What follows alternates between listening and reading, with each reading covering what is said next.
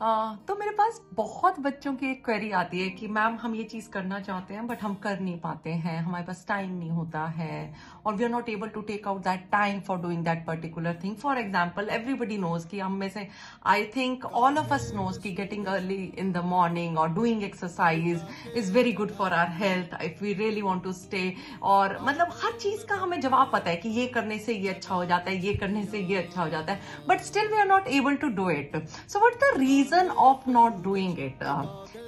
तो अगर मैं कॉमनली किसी से पूछूं, कि आपसे पूछती हूँ why you are not able to do it, कि doing an exercise is very good for your health, तो कॉमन आंसर आता है मैम टाइम नहीं मिलता, टाइम नहीं निकाल पाते. तो मैं दोबारा I think I really want to ask you, is it सच में आपके पास टाइम नहीं है?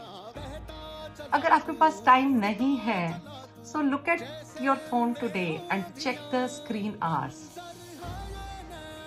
of the day.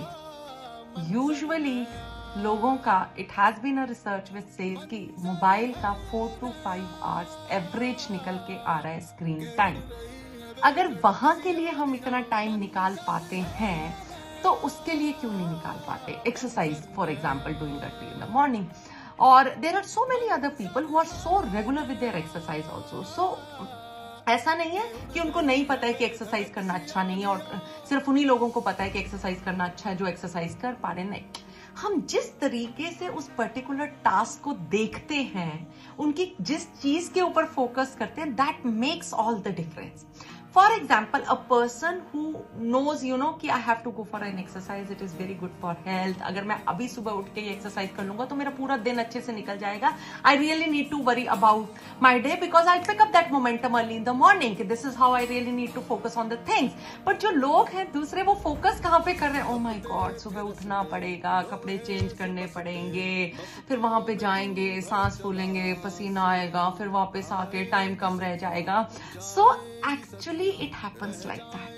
Most of the time we focus on the things which we are going to pain के साथ हम attach कर देते हैं. So exercise you are attaching it with the pain, you are focusing more on the process, but आप उसके result पे focus नहीं कर रहे हो कि अगर आप एक्सरसाइज कर पाए सुबह उठ के 1 घंटे के लिए तो everything will be good for you.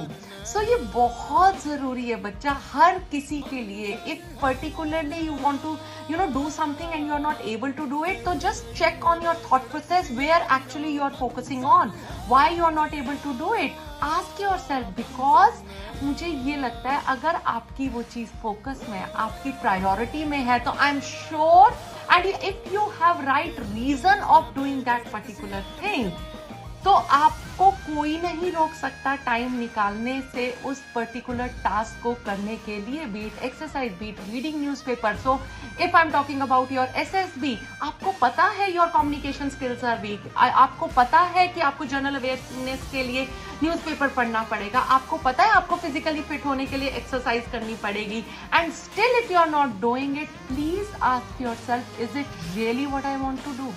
Is it really I want to join Fauj? If your reason is yes, तो I think वो strong enough नहीं है. और फिर भी अगर आप नहीं कर रहे हो, अगर आपका रीजन नो है, तो आप कभी भी टाइम नहीं निकाल पाएंगे. और अगर स्ट्रॉन्ग रीजन है yes, because this is what I really want to achieve in my life, और यहां तक जाने के लिए दिस इज द वे, ये रास्ता है, इस पे मुझे जाना है, ये मुझे करना ही पड़ेगा. Whatever pains are attach to it, I am going to bear all the pains, क्योंकि फाइनली ये एक एक कदम लेके ही मैं इस गोल के ऊपर पहुंचूंगा. So ask yourself, whenever if you are not able to do it, ask yourself why you want to do it, and please find the right reasons.